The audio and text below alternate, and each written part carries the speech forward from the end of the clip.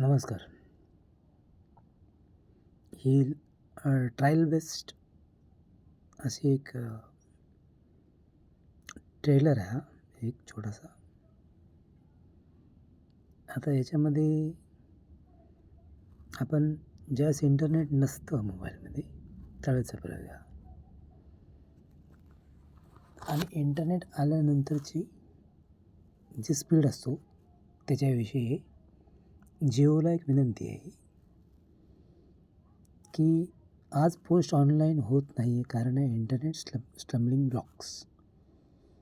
आणि सणावाराला या गोष्टी होऊ नयेत अशी जिओला एक विनंती आहे.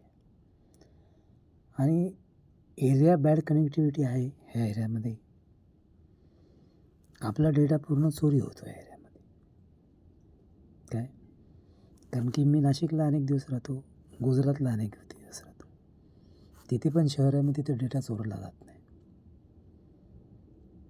बघा ही चोरीची केस आहे खूप मोठी. म्हणजे असं आपल्या वर्षभरात किती डेटा खातात ते लोक. साधारणतः 300 रुपयाला जर आपण 300-350 रुपयाचा बॅलन्स असतो आपला, त्यातलं समजा आपण 5 रुपयाचं बोललो आणि 5 रुपये समजा आपले इकडे तिकडे गेले, तर आपण 350 रुपयाला 30 दिवसांनी जरी भागलं तरी आपल्याला 11 रुपये आणि वरती काही पैसे असं एक गणित येतं. म्हणजे नेमकं जिओच्या टीमने हे लक्षात घ्यायला पाहिजे की area bad connectivity of net services responsibilities Jio support team should be help society for main. हा एका उत्कृष्ट पत्रकाराची साईट आहे. आता तुम्ही बोलाल की साहेब तुम्ही BJPवाले असून असं ऑब्जेक्शन का घेत आहे. The best result from expert समाजसेवक लाईक SHK म्हणजे मी स्वतः. बरोबर.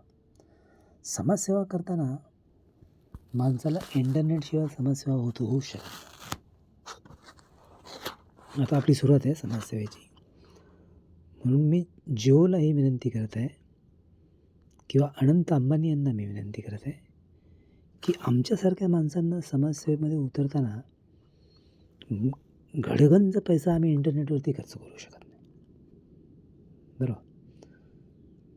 आता प्रत्यक्ष माझ्या भावाच्या एरियामध्ये म्हणजे बलराम राहत्याच्या एरियामध्ये ज्यावेळेस मी व्यापारीकरणाकडे जायचो, बिझनेसकडे, तर श्याम नावाची एक इंटरनेट कंपनी, श्याम इंटरनेट नावाचं एक इंटरनेट होतं. ती पूर्ण कंपनी आपल्याला चालवायला भेटत होती. असा युग आपल्या जीवनात आलेला होता. भाऊ त्यावेळेस आमदार नव्हते, ते सामान्यतः त्यांच्या भागात काहीतरी उत्कृष्ट आणि आता परिस्थिती अशी आहे की भाऊ तर घडगंज इंटरनेट धारण करू शकतो. आम्ही स्वतःची इंटरनेट कंपनी टाकू शकतो. बरोबर. पण मग बेस्ट रिझल्ट हा समाजसेवकांसाठी कसा असावा. जर समजा आता रामभाऊ तर राजा आहेत, बरोबर, पण आमच्यासारखी सामान्य माणसं जी समाजसेवा करतात त्यावेळेस आम्हाला नेमकी अडचण येते आहे इंटरनेटमुळे. का आपले जे चांगले विचार असतात ते जनतेपर्यंत जात नाहीत. बरोबर. आणि माझं असं रण छोडो काना हे स्वरूप आहे माझं, असं ओरिजिनल रूप. आता तुम्हाला प्रत्येक गोष्टीचा मी अर्थ का सांगत आहे नीट आहे का.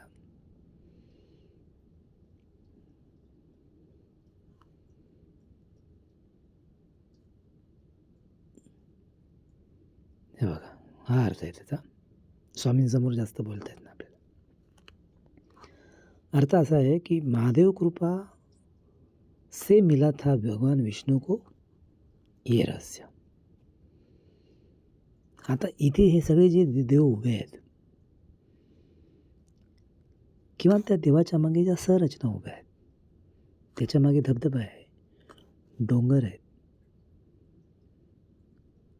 आणि तिथे काही वेगळ्याच देवीदेवता पण आहेत. तर बाबांनी हे वरदान दिलेलं आहे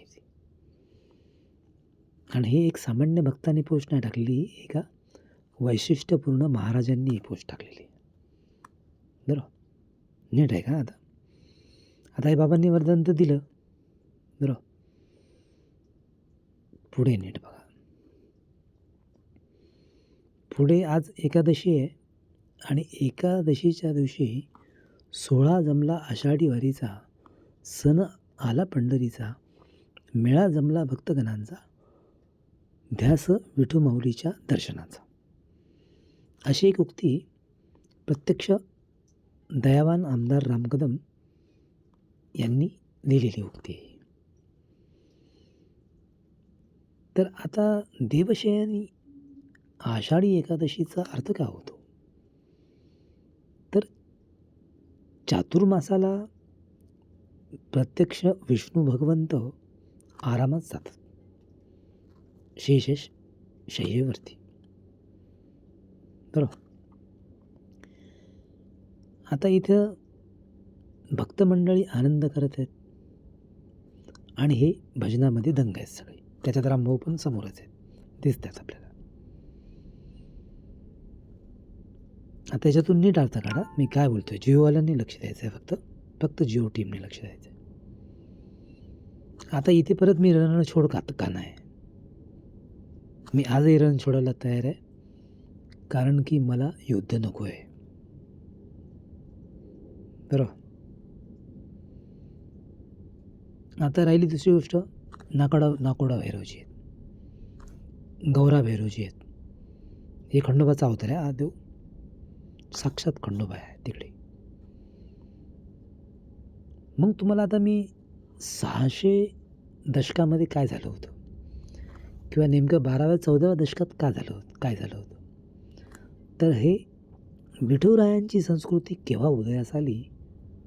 करामाईमध्ये. करामाई ही पुढे चंद्रभागा म्हणून का घोषित झाली? याच्यातला महाकाळ चक्राचा विभवांतर आज तुम्हाला मी सांगत आहे. कारण की थोड्या वेळापूर्वी आपली भक्तीच अशी झाली की आईसाहेब तर आज आपल्याला वेगळंच काय सांगत होत्या, ते मी सिक्रेट सांगू शकत नाही तुम्हाला.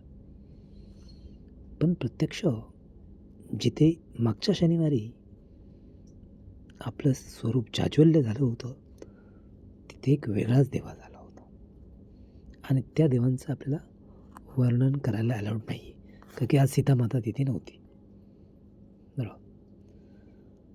आणि याचसाठी केला होता अट्टहास ते विठ्ठल आणि रुक्मिणीचे हे रूप आहे. बघा आपला महाराष्ट्र किती श्रेष्ठ आहे. महाराष्ट्रातली माणसं खूप सज्जन आहेत आणि खूप भक्तिवान माणसं आहेत. आणि महाराष्ट्रांसारखं अपार प्रेम तुम्हाला कुठल्याही जगात कुठेच भेटणार नाही. तर आज विठ्ठल आणि रुक्मिणी यांच्याविषयी 2 अक्षर बोलण्याची मला संधी मिळाली. त्याच्यामागे कारण असं होतं की गेल्या 8 ते 15 दिवसात प्रत्यक्ष विठ्ठल आपल्या घरात आलेले आहेत. बरोबर. आता ही राममोहनचीच पोस्ट आहे. ह्याच्यात स्वराज्य हा माझा जन्मसिद्ध हक्क आहे आणि तो मी मिळवणारच. बरोबर. तर अशा उक्ती बालपणी आपल्याला मिळालेल्या आहेत. भाऊंनी 23 जुलैला पोस्ट टाकलेली आहे. आणि माझं कसं, मी ऑनलाईन कधी नसतो. मी माझ्या कामात दंग असतो. मला बरीचशी कामं असतात, देवाधिकांची पण कामं असतात. आता हा फोटोमध्ये जो तुम्हाला बजरंगबली दिसत आहे, हा मला प्रत्यक्ष जंगलात प्रसन्न झालेला आहे. आणि त्याच्या कृपेने काय होतं माहिती काय, की आपला दुश्मन आपल्यावर काल परवा वार करत होता, तो आपल्याला ढसळून देत होता.